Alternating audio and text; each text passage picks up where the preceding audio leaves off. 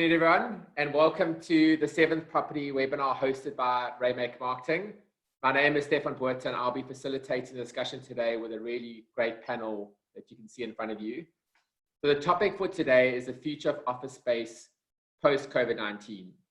The topic's really in response to something that's been on everyone's lips and a discussion that's probably been had daily by business owners, by landlords, and by staff in terms of what the future of office space will look like. So we really wanted to get experts around the virtual table and to provide real perspective and real insights into this topic that I think we can all learn a huge amount from today. So ultimately, we want to assess is what we're experiencing right now in terms of remote working and virtual meetings, is that the norm going forward as we see many small office spaces, guys, try and reduce cost? Or are we going to revert back to the status quo as you knew it before? Or is the new normal something in between? And what will that hybrid look like? And really want to walk away from today with a lot of insight and clarity around that. And I'm obviously really looking forward to the feedback we're going to get from the panel. And as usual, we want to keep it to 60 minutes. We all know that you've got busy schedules, and we'll really appreciate everyone's time who's on the chat today. And like with all these chats, that they've grown issue by issue, and we've had a huge response to today, so we really appreciate everyone registering and taking the time. And we really encourage you to post your questions, which can be done via the Q&A section at the bottom, and we're going to try and get through as many of those questions as we can, try and scatter them during the discussion and make sure as many of you have got answers to what you've been looking for. So just to start by introducing the panel, and maybe I know you got your names there, but I'm just going to ask you to just raise your hand when you when I mention you. So Ben Kodasang, who's the CEO of Old Capital Partners. Ben's also the former MD of Old Mutual Properties and the former president of the South African Property Owners Association. So a huge amount of insight into the commercial space. Then Paul Collenberg, who's the head of asset management in the office sector for Growth Point Properties. Lebogang Shirley, who's the executive head of national facilities and property at Vodacom. Linda Trim, who's the director of Future Space. And Murray Clark, who's the CEO of Neighborhood. So welcome everyone, and thanks for your time. Really appreciate it.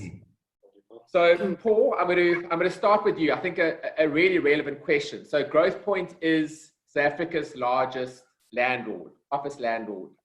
And I just want to get your view in terms of the future of office space. Thanks, Steph.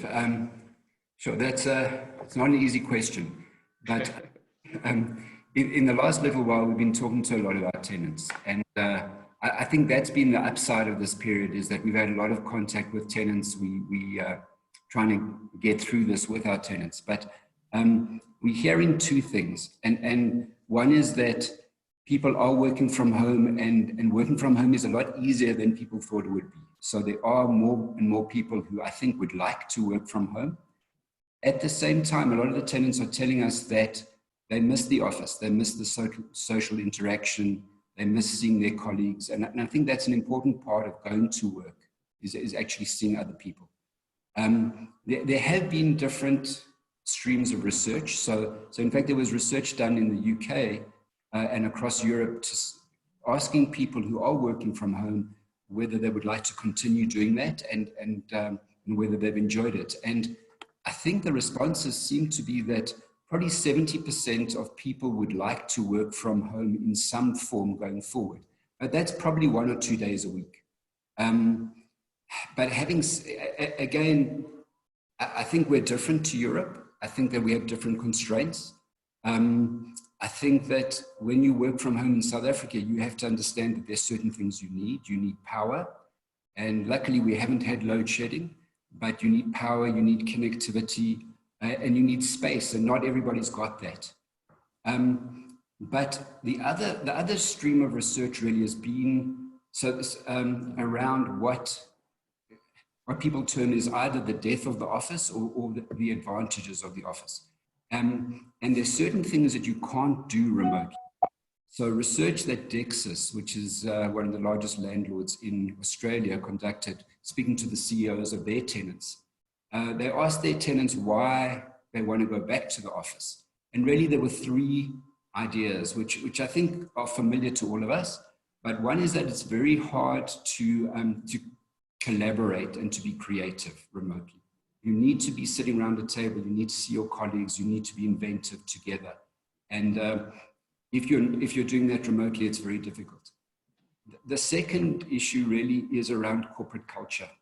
And as an organization, how do you build your culture if you're working remotely? It's very hard to mentor people and to kind of guide them in terms of what the companies would do or wouldn't do if you're working remotely. And the third idea, which was a bit of a surprise for me, but is around new and existing clients. So the thought seems to be that if you've got a relationship with clients, it's fine to work remotely and to have Zoom or virtual meetings with them because you have a relationship. But in terms of new relationships and new clients, it's very hard to build up that rapport remotely. So just 3 things that you probably need an office or physical space to do. And because of that, we do think that offices are here to stay, probably in a less dense format than people are using at the moment. And I do think that staff will want the flexibility to work from home at certain points in time, but certainly they'll want the place to gather. They'll want to be able to see their colleagues and to work creatively with their colleagues going forward. Yeah, absolutely. And I think just to add to that, I think one of the main reasons why we've got all of you around a table is that we know that people love virtual working and remote working. We see it as a massive component, but people are still social animals, and they love seeing their friends, and they're inspired by other people's energy. And I think that's the key, is how does one find that hybrid in the mix? But Ben, I think from a commercial perspective in the current environment, how do you see existing office landlords adapting in future? Good question, Steph. I guess one certainty for me is that there will be deep recession in 2020 as a result of COVID. I think many people have spoken about that. So a recession could mean that office vacancies and fall off in rental income as tenants consolidate their trading space, or in the worst case, go into liquidation. So there's already widespread reports of tenants seeking relief, as Paul was saying, on rental payments. And we've already seen economic activity ground to a halt as a result of lockdowns. So I think for me, the office market was already in trouble before lockdowns due to oversupply of space. And if you read the SAPOA office vacancy report, which basically say that vacancies up to Q1 20 for A and B grades is already at 11.1%. compared to 10.6%, which is where it was in 2019. And clearly these are levels that we last saw kind of like in 2004, and clearly expected to get worse from what Paul was saying. And the same SAPOA report also cited an increase in remote and workspaces already. And so I guess for me, the question is, how will this affect landlords in terms of how they think about space? So for me, because investors think differently. So I'll say investors needing liquidity and wanting to rebalance their portfolios will sell some of that office space to people like us seeking to convert that office space to cater for the growing residential needs in urban nodes. And I'll say the active managers will adapt to the current needs of tenants and users by adapting space to meet social distancing needs and requirements, as well as they're reducing workforce due to efficiency management, as we all thrive to survive and manage liquidity in our businesses. And I think innovation will definitely accelerate flexible and co-workspaces to cater for this growing demand. And who knows, I mean, the really creative and entrepreneurial might even see the Airbnb concept being applied into the office retail markets. So wait to see what happens there. And the confusion whether we're working from home or we're living at work with remote working will continue for a while. And I see it settling only post-COVID. Okay, and then Linda and Murray, I'm going to get to you guys, obviously, in terms of the virtual and remote or flexible working space. But Vodacom obviously employs 5,000 people across South Africa. So how do you think businesses like yourselves are going to look at this current environment in terms of how it impacts both you as a company, but also staff in terms of how you work? So obviously, I mean, Stefan, with the COVID-19 pandemic has obviously made, a number of organizations, having to rethink what's their technology to digital strategy, and, what it has encouraged is that, we have had to look into being more flexible in the way we operate and allow staff to be able to work from home. I mean, the upside of all of this is that, there's been even more productivity from a performance point of view, whereby, staff have actually improved in performance, during COVID-19. And, because the business needs to operate, you still need to offer those goods and services to your customers and clients, with this pandemic also in mind. But what it has done is, forced many corporates, to be dynamic in their thinking, to be forward thinking, to be also even visionary. And, the key is that, what's been established and what's been made certain is that, technology, is a must. It's now become non-negotiable, because with technology, you're able to have the various, I'd say, applications that actually enable you to be able to communicate, do work, whether it's Microsoft Teams, like now we're using Zoom, Skype for Business, or any other platform, even platforms and apps that will enable, business to continue. And, as obviously both, Ben and Paul were mentioning, is that, the office culture will change. Office culture will definitely change, because we are not there, with our, I'd say, our subordinates or our teams. But I think what this has done, from our business, it has enhanced, collaboration. It has enhanced communication, and, trust is built. I think we actually have a mature workforce, that we can actually trust to be able to do what they have to do. And, it has been shown, there is evidence. I mean, there's even research study, being based on this very same topic of whereby there is increased trust, there's more honesty and even integrity in the way we actually operate and work. But, from research, productivity has really increased, performance has been enhanced, and there's been much more collaboration and communication, with staff and employees, as we create a much more flexible working environment. And I think, to be honest, this pandemic will be with us for some time, 2-3 years,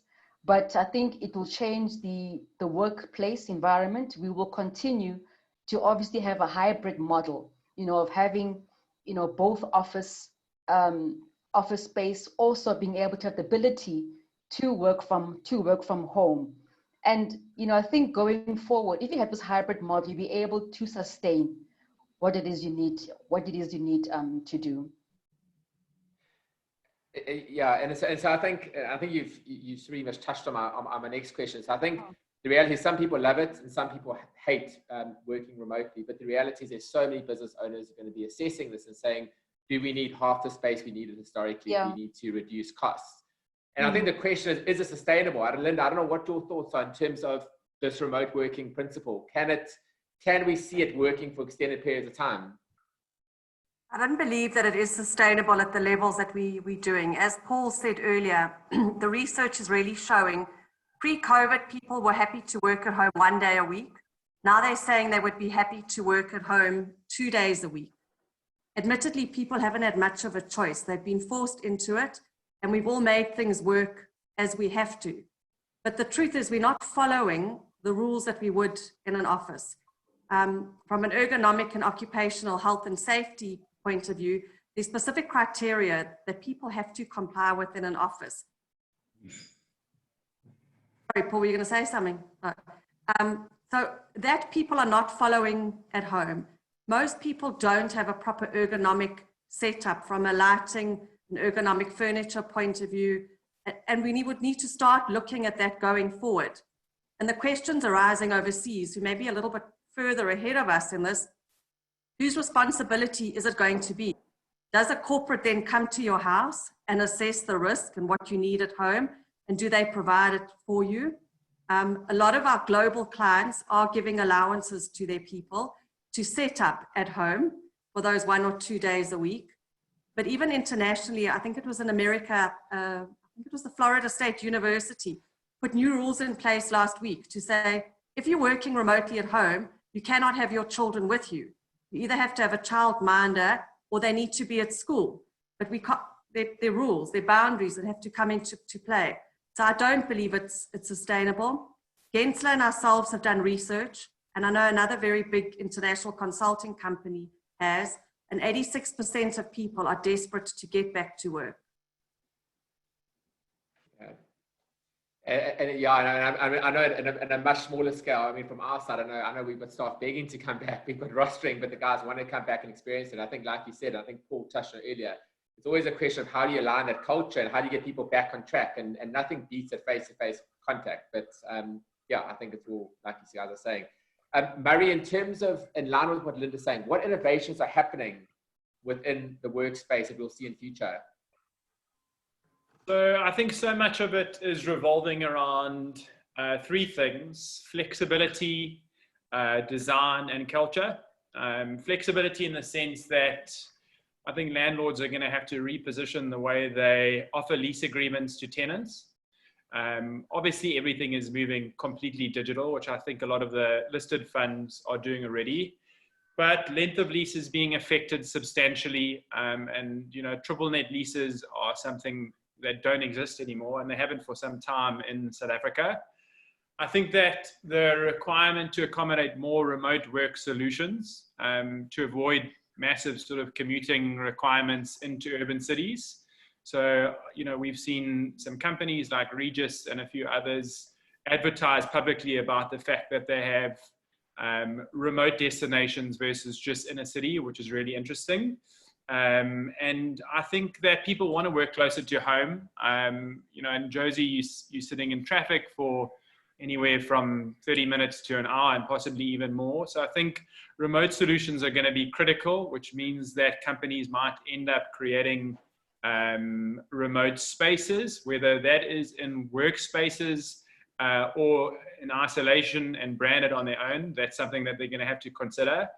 I think from a design point of view, people want to work at companies where you enjoy collaboration and you enjoy the culture that defines that organization. There's a lot of traditional companies out there that don't necessarily create environments that are conducive to thriving and sustainable workspaces. So what does that mean from a design perspective? It means creating inclusive environments, inclusive workspaces that encourage, all forms of gender equality, all forms of racial equality. It takes into account mental well-being and mindfulness. What does that mean? Do you have meditation spaces in your work environment? From a gender point of view, are you thinking about women? People who need to breastfeed, as an example. Are there spaces available within your workspace to cater for that privacy that gender demands? Are there pause areas, as an example, that give people the ability to take a break within the very sort of busy workday that happens? So I think design is going to be critical. I think organizations really need to design their spaces around people. Ultimately, people and culture are what underpin entire organizations.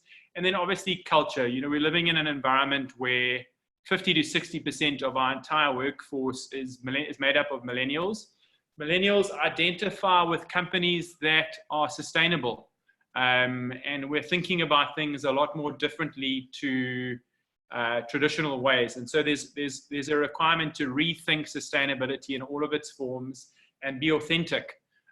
So I think those 3 things, flexibility, design, and culture, are all critically important in really understanding what innovation looks like to workspace.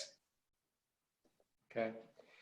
Lebo, there's just a question that's come through based on your discussion earlier. So it just says, it's from Anonymous. It says, on the point of increased productivity, what is your view on employee burnout? Some people say that this increased productivity is actually attributed to people working for longer hours, which increases the risk of burnout.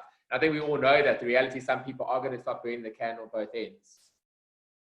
So what you need to do, I mean, obviously, you know, as a business, Stefan, is that you need to create a balance. You need to find a balance of being able to make sure that your health, your safety, your well-being is fully balanced. Because now, I mean, the average home is a buzz of activity, in the sense that, you know, it's mom is working, dad is working, the children are doing online learning. You know, and it's creating a buzz, an environment of so much activity within the household. In there is that you need to find the space and time to be able to find time, whether to make lunches or dinners together, have time to take walks or be able to run or do some kind of exercise. Because what's happening is that the hours might be longer, but what you're doing is you're breaking your day, in the sense that you may have a 9 to 12, then you spend time with your children on their homework or their learning or their teaching or their online teaching. Then you continue from, let's say, from 2 to 4. Then you carry on probably making dinner. And it might be maybe the hour before you go to bed, where you review something. So it's an issue of being able to work around your own environment and how that actually suits you, and you're able to do that. Because, you know, from the research I've actually gone through, you know, for likes of, I've read through, you know, Cushman Wakefield, you know, McKinsey & Co., and also Deloitte. Those studies have shown that being able to have a balanced work and life, and be able to work around your home, making your home really a buzz of activity, you know, can enhance your performance. Because now, you know, you've saved in that time. To be honest, I will say that it takes me over an hour just to get to the office. You know, that time I use it to actually exercise, whereby I'll be stuck in traffic. So it's how you use the environment you're in and the time you're in to make sure you're able to at least get time for certain elements or components in your life to reach that work-life balance, to be honest. Because, you know, what I say is that, you know, with regards to studies that show that there has been increased productivity and performance, is that there's now more focus in a work environment where we all sit in an open plan. There are a lot more distractions. So you're able to concentrate and focus on a matter or issue that you actually are addressing, and be able to resolve it much quicker, because there's more attention to focus, there's no distractions around you. Yeah. Linda, just a comment that came through from Glenda Thompson. So it says, and I know it came to your question about sustainability of remote working. So it says it's early days. We need guidance with regards to working from home on the ergonomic front. And her comment was, great job for an HR company. But I guess it's a very valid point in terms of exactly what you're saying, in terms of more insight to the environments that people are creating within the home. I mean, there are a number of different ways to look at it. And at the moment, we've really got to look from the most basic elements, because we're not going to achieve what we have at the office at home right now. The majority of people don't have big enough homes to set up a full office at home. So I think the most fundamental thing is the chair that you're sitting in. You can really use anything for a desk, but sitting on a dining room chair for 8 hours a day, and I know working at home, when I worked at home, you sit a lot more because you're doing Zoom calls. In the office, we set up an office with different areas, from focused work to individual work to collaborative to meetings. We're home, we can't be stuck in one place. I think it's quite important, if you're able to move around to different settings in your home, to experience different light settings, feel where's the most comfortable to you, position your monitor in a place where the light shines on it, it's not reflecting off or there's a glare. If you're able to, and as I say, many companies have put packages in place for their staff to buy them a chair. They've come to our furniture companies to say, what can you offer us? And we've done big corporate packages, and we've delivered as quickly as we could to people. Many doctors, chiros have come to us. They can't believe the number of complaints that people have from sitting poorly at home. And then if remote working is going to become greater in the future, then people will need to look at stuff like desks, proper screens, try to find a quiet space. But not all of those things are possible when you've got children doing learning next to you or need to be cared for. Absolutely. And then in terms of flexible working spaces, I know Murray touched a bit on Regis and a couple of other examples. How's that space evolving going forward? So for us, I think it depends very much on the flexible space. At Future Space, we've always been pro-working. So our space, we've been very spaced out. I think for other kind of co-working where they're on top of each other, they would probably need to spread out. We're seeing a number of different inquiries coming through. There are clients, as Paul said, who really can't afford their leases, but they still want an identity and an office to work from. So flexible space is great for them. They can sign for as long as they need. They can shrink and grow as they need, but their people still have a presence and a place to come and interact, or merely just to host their meetings. We're finding people are desperate to get out of the house. At Future Space, we introduced pay per day package, where if you've got really important meetings or you really need to come focus, you can escape your home to a private office for the day with good technology, peace and quiet, good coffee, and get done what you need to. And I think in terms of a crisis, a lot of people have lost their jobs. We will see more entrepreneurs popping up because it's the only way people are going to make a livelihood. And those people are going to need a platform before they can grow to a formal lease, someone like Growth Point or Paul. So it gives people that platform. A lot of HQs are also wanting to downsize at the moment, but we can already see with clients, as they think of downsizing, they win a new project and they've already run out of space. So it's also a great place to move people for 6 months or a year while you work what actual space requirements are, in addition to your headquarters. And then Paul, do you see the flexible workspace model as being very complementary to existing large commercial buildings? Definitely, and I think the models are getting closer to each other. So before there was traditional letting, 3-year leases, 5-year leases, which a Growth Point or other landlords would do. And then collaborative workspace was something quite different. And I see much more those both models coming much closer to each other. And I'll tell you why. I think firstly, landlords are now happy to do short-term leases. I know we'll do, at Growth Point, we'll do a year's lease or a 6-month lease if we don't have to spend too much money to fit it out. And at the same time, the model of collaborative workspace where you crammed as many people into a space as possible, I think is going to be difficult going forward because firstly, you legally can't at the moment. You have to socially distance. But I think people are going to be a little bit nervous of who they're sitting next to and a little bit more cautious of the environment they're in. So I do think there's definitely a role for flexibility, whether it's in a collaborative workspace situation like a Future Space or whether the landlords can offer it. But I think the ultimate for me is one building where you have both. So if you have formal leases in a big building, but you can offer meeting room space, auditoriums, overflow space in that building, it must be a win-win for both the collaborative workspace and the traditional landlord. I think it's a big draw card for tenants when they've got that flexible space within a building. I see at Future Space, there's some tenants who move to that building specifically because they've got that flexibility. They can have a slightly smaller office and rent, pay as they go for the rest of the stuff. Mm.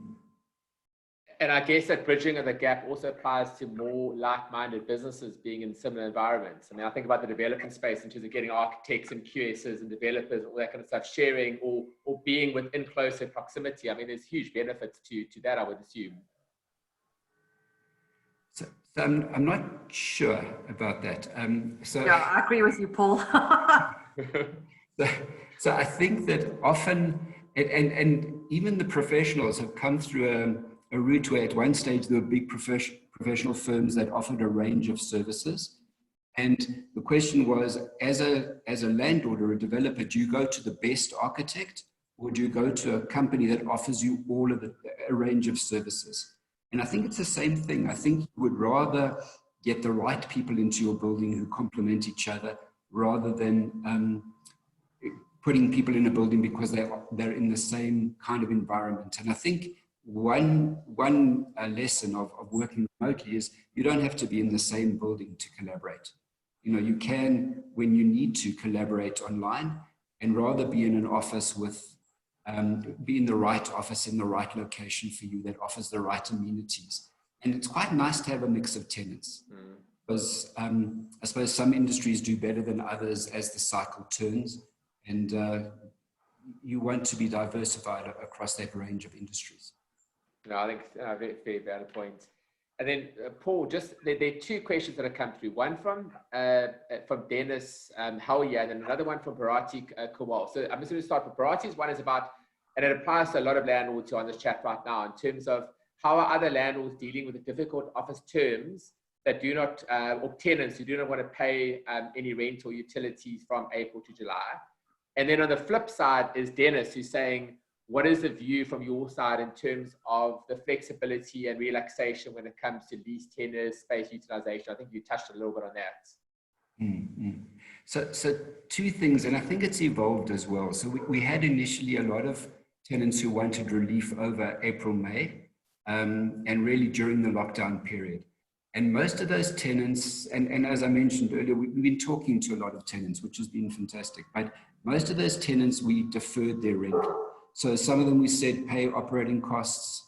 And so we looked at two things. We looked at tenant by tenant and could they afford to be in the space? But we also looked at different industries. And we know that some industries are hit much worse than others. So travel, people who sell their time rather than have a business that runs anyway. And so we, in the vast majority of cases, we deferred rental, either 100% of rental or 50% of rental for those months. And then we will recoup that rental over the period of the lease or over a fixed period going forward. And tenants were happy with that as long as they realized we weren't charging interest on that deferment, and they were comfortable that we were coming to the party. I think what's happened since then, unfortunately, though, is a different kind of request. And it's not a tenant having difficulty with their cash flow or not being able to operate, but it's a tenant saying, I can't afford to be in the space, that my business is going to fold if you can't help me. And there are cases, again, luckily it's not a lot of cases, but there are cases where we're letting people downsize. We have given rent freeze in exchange for extensions of leases. So if somebody stays a little bit longer and we get benefit at the end, we've looked at that. But again, it's trying to tailor a sustainable solution, because you don't want to give a little bit of relief now and somebody can't afford to be in the space long term anyway. So I think landlords have had to be flexible, work with their tenants and come up with these kind of solutions. And Ben, what are your thoughts there? I agree with everything that Paul is saying, because I think COVID is forcing us to rethink, right, and reset. As Mary said earlier, we can't approach the new environment with traditional mindset of 10-year leases, and clearly they're getting shorter. So I think as a landlord, if you're not flexible and you're not sensitive to or attuned to your client needs, I think you're going to be left behind. So I think for me, it's about survival of the most innovative and attuned to client needs. Okay. And then Murray, when it comes to international working trends, which international companies are leading the charge and what can we learn from them? Goodness, there are so many out there. I think one of the biggest things are that the leaders in sort of tech and companies like Facebook, Uber, Airbnb and others are really designing their entire organizations around their people. So the innovation that's happening is centered around creating more productivity, more sustainability around their people, driving purpose and culture. And those are coming out of sort of, areas like the US, Silicon Valley, Washington, Tokyo, Amsterdam, Zurich, et cetera, and, companies like Google, as an example, are creating spaces that are completely tech-free, which is an irony considering we live in such a technology-driven world, to stimulate creativity without smartphones present and without laptops present. So there's sort of a counter-cyclical movement away from technology in certain instances to try and create more collaborative, creative environments. And then there's companies like Airbnb who are, dressing up entire office spaces as representations of their best performing Airbnbs in the world, to represent sort of what's going on in their offices. So there's a lot of innovation that's happening across bigger campuses like Google, but the common denominator amongst all of them are people and culture, and designing their organizations around human beings, which at its core is why we are all here, bringing good into the spaces. And yeah, that's a lot of what's happening at the moment. And Linda, how far do you think we are behind currently in terms of adapting to the best international trends available? I think that we're cutting edge. Office design is focused a lot around culture. So every country will be slightly different based on culture. For instance, hot desking's never been a big thing in South Africa that's taken off. There are in other countries it's been huge. But I think also where we've really grown, we never used to have a lot of great local product. But today, even our local office desks and chairs are streets ahead of what's coming out overseas. So we can offer people exactly the same. And very much what Murray said, probably about 18 months ago, everything was focused on productivity. And then as workplace experts, we realized we've actually got it wrong. Technology and AI can focus on productivity. People are our biggest expense, and we've got to make people happy. And how do we make people come to work? It's got to be all about the experience at work.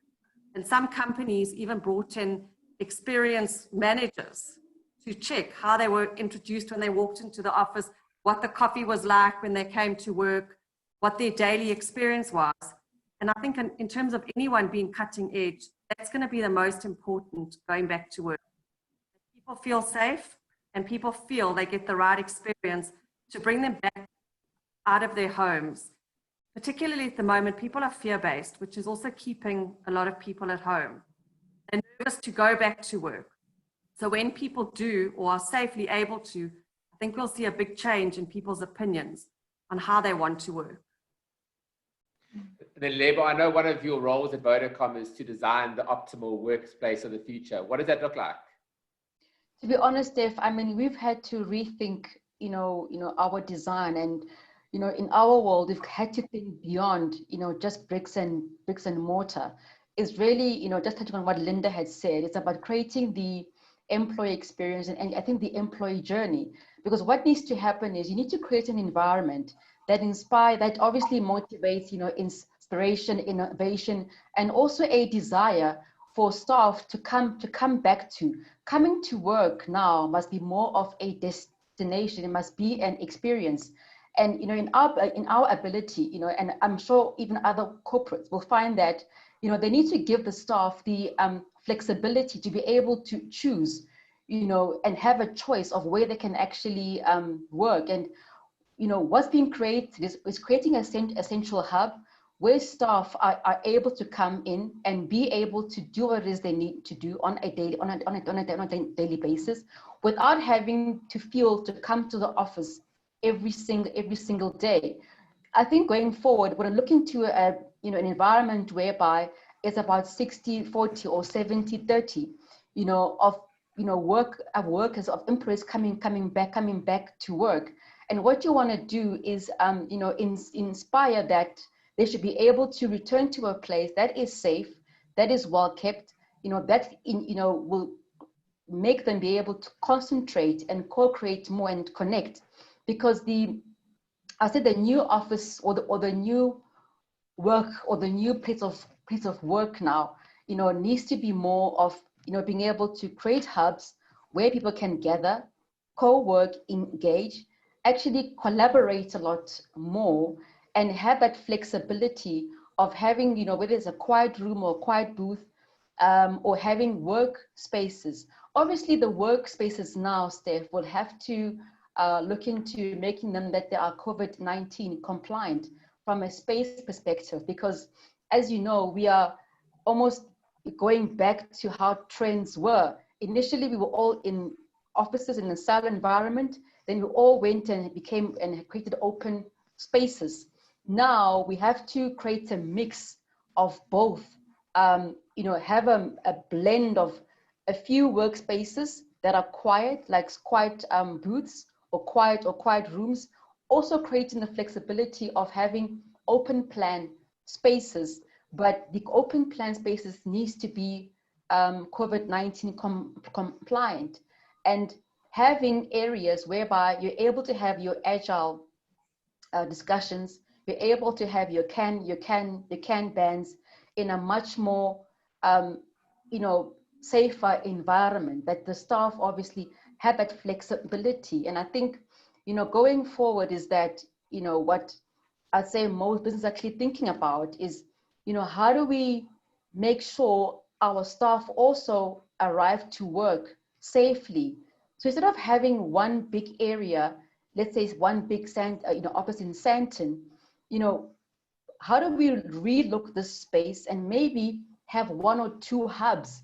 We have a small hub in Pretoria for the staff who are based in Pretoria. We have a small hub probably in another location. It might be in the West Rand. So we're able to make sure that there's less movement, because what you want to do also is, create the flexibility of allowing employees to be able to work, closer to where they live, because you want to limit the movement. Because if you're going to be using, whether it is any form of public transport, to reduce that movement and make sure that you're able to create those smaller hubs that staff can still go in and connect to.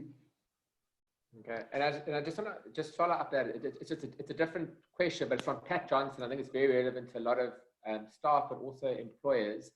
How do staff deal with additional personal costs of increased electricity usage and Wi-Fi, etc., that they would currently experience working from home?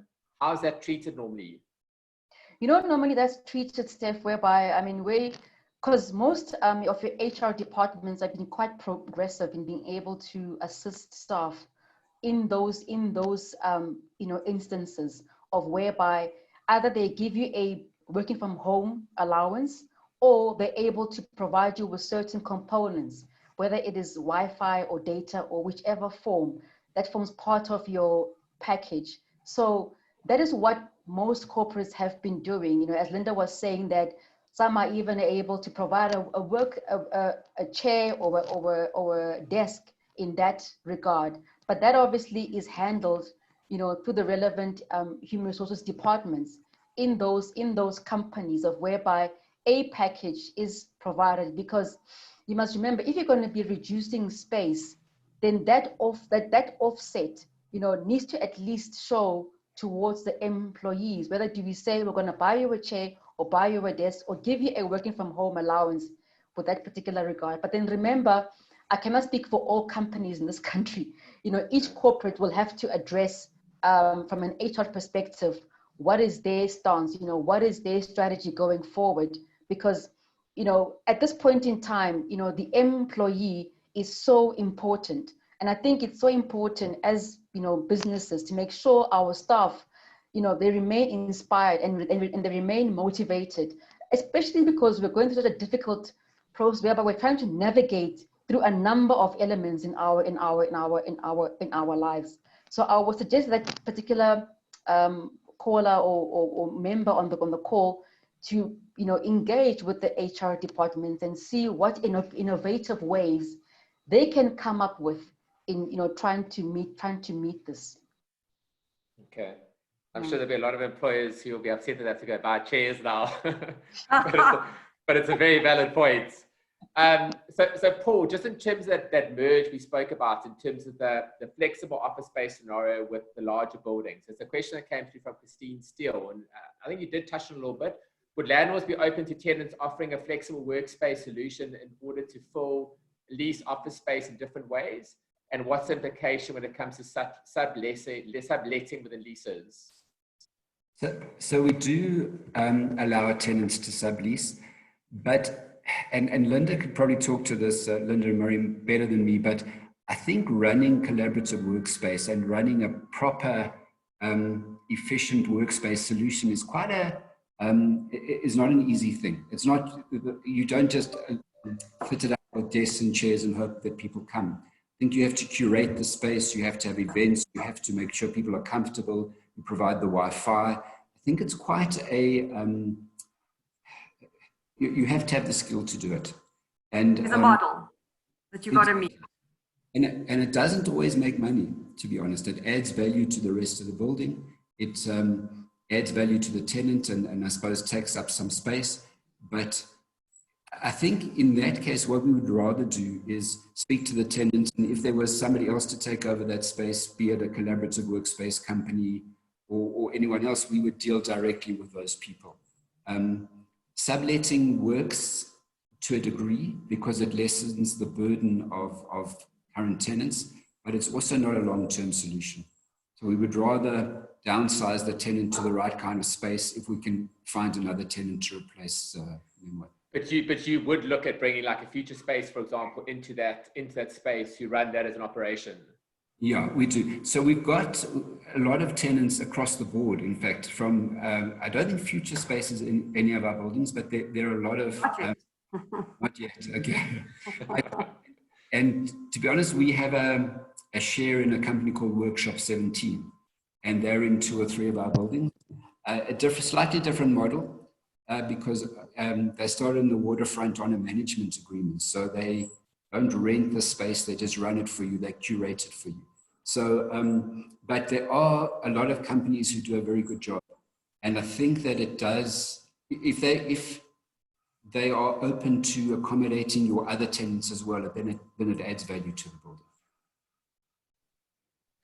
And then Linda, I mean, I know Lebo mentioned about how you'll see a lot of businesses looking at remote locations as opposed to having one sort of central base. Yeah. I suppose that ties in quite nicely with the flexible workspace model. You know, internationally, yes, because in London you get so many different areas where you can set them up. Our geographical locations are not that big. You know, we're used to driving from Pretoria to Joburg or catching the train. I don't believe that we've got the numbers in our workforce to set up in many different locations. You're still going to find the hubs. You know, very much back what Paul was saying about subletting or just handing over space. Flexible space works on a model. It's got to be sizable for it to work because you've got a number of tenants sharing a bar area, lounge area, coffee bar, meeting rooms. You can't just set up small spaces and have staff managing it. It's got to be a certain number. So maybe in areas in London where you live 2 hours away from home and you've got a bigger workforce, you could set that up. But I don't foresee that coming here. And funny, in some of the studies we did at the very beginning of lockdown internationally, they said one of the best resets mentally for your head is your journey to work and your drive to work. And some people, although they couldn't go to work, are still driving to work to get that mental break from their work day and coming home to work. So I know none of us love traffic or long commutes, but if you're working at home 1 or 2 days a week and you've got that flexibility to possibly do emails in the morning, skip the traffic, your commute's not as bad. It's finding flexible ways to work. Murray, what are your thoughts there? Sure, I'm desperate to try and get South Africans out of their cars because we design our cities around cars and it drives me insane. It's pedestrian spaces, you know, in Europe and other areas of the world are some of the most beautiful, people-friendly places. And, you know, when you design spaces, whether it be workspace or otherwise, around people, it becomes that much more layered. So I think that we need to think out of the box in respect to what remote looks like in context of South Africa. That might be, you know, creating workspace solutions in Pretoria, Johannesburg, Cape Town, other areas of, you know, Muizenberg on the beach or wherever it might be. I just think we need to be thinking a little bit more differently, and we need to be thinking about the environment.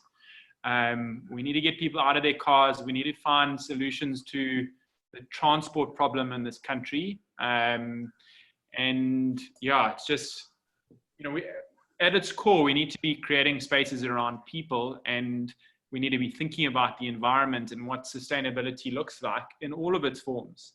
And if I can take someone out of a car to get them to work and put them on a bicycle, as long as it's safe, then I will.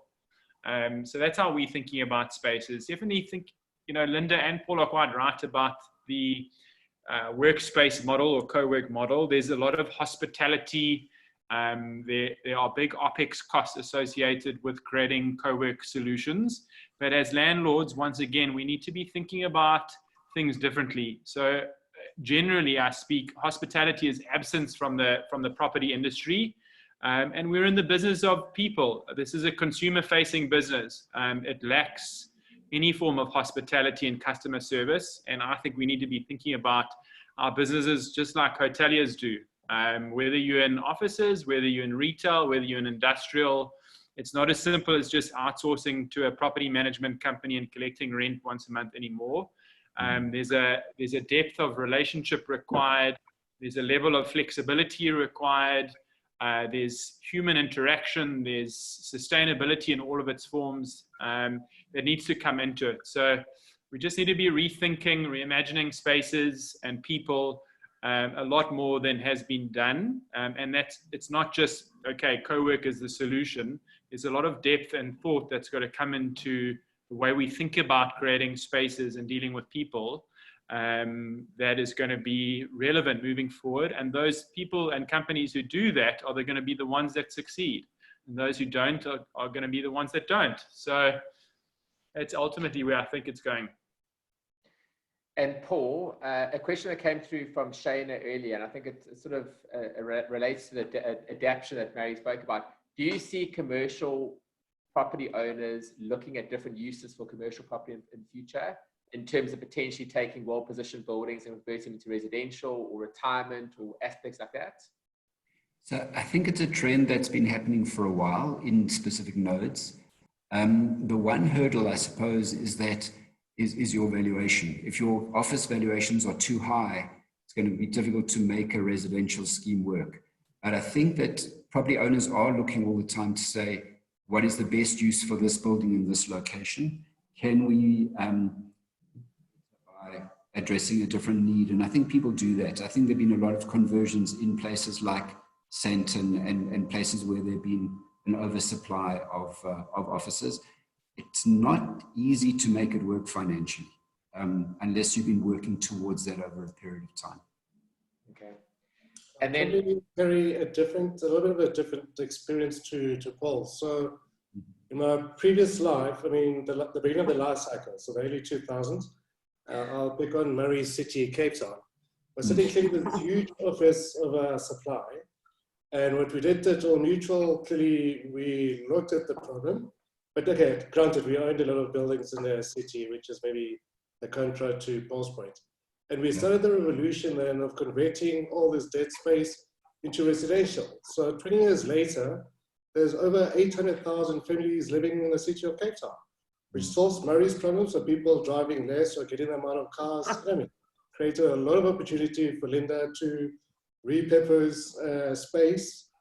So I find real estate is very flexible. So you're really limited by your creativity, to be honest. I mean, the companies that die are those that refuse to just be customer connected, relevant, and innovative.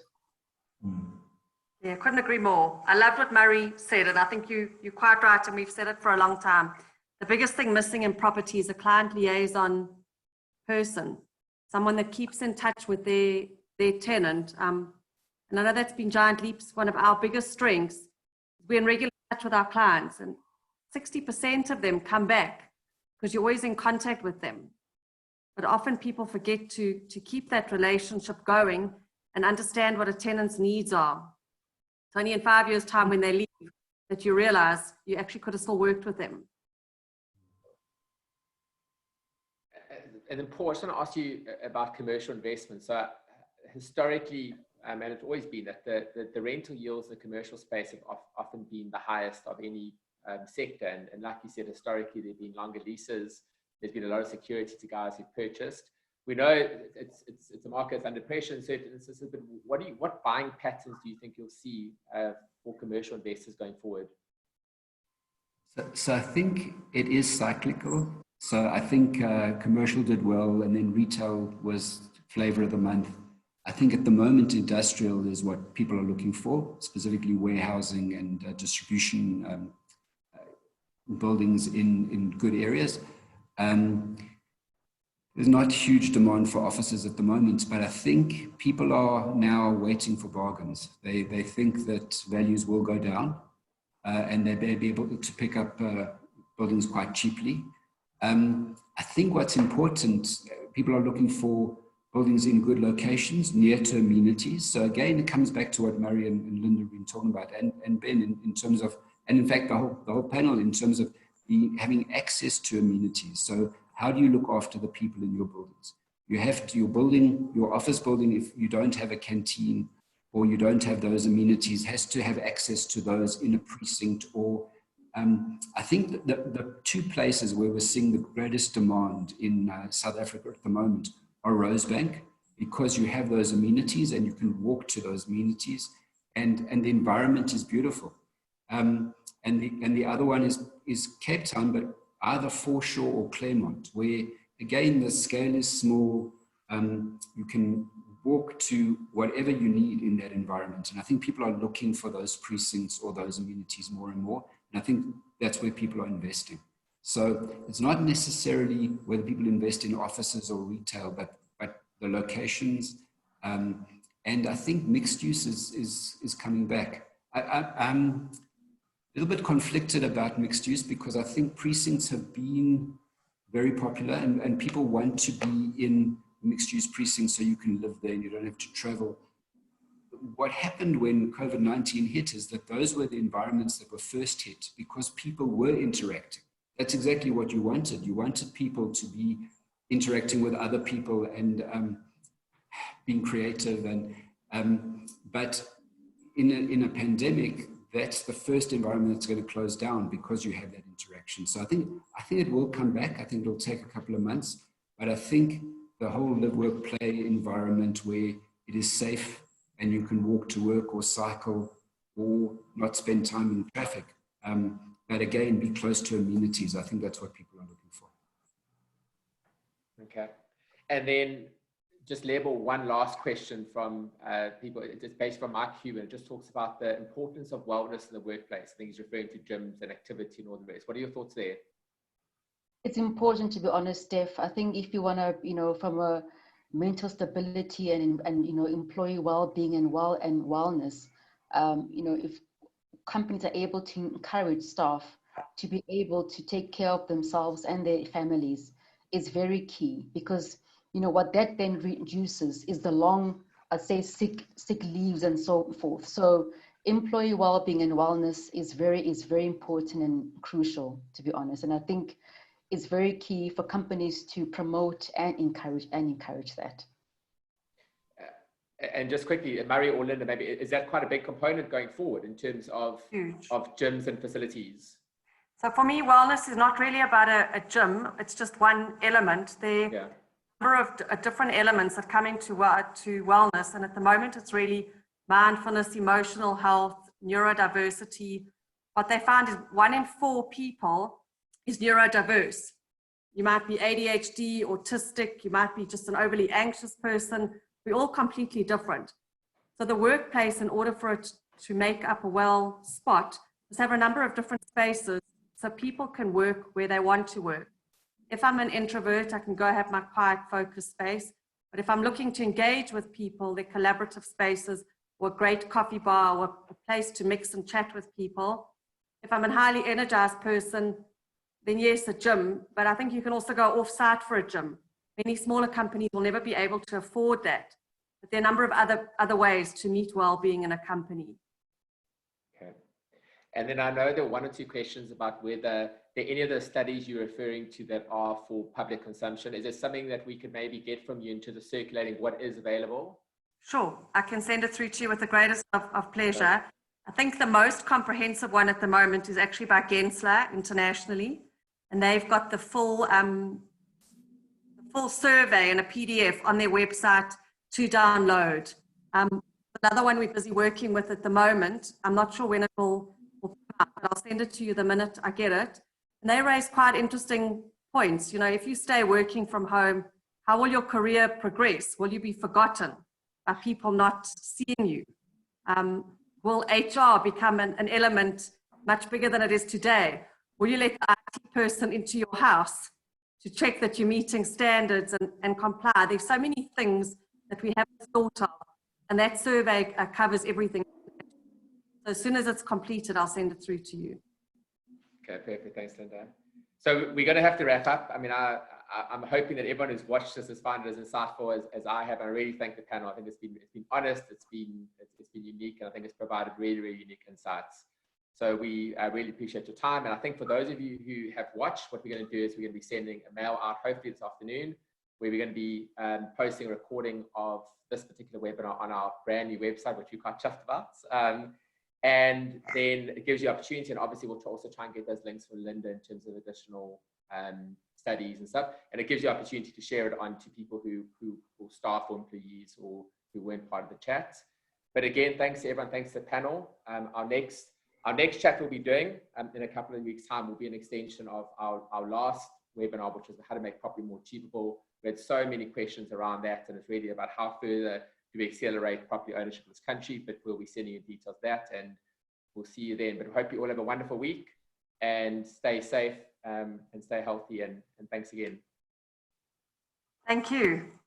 Cheers, guys. Thanks very much. Bye. Bye. Cheers, bye. Bye.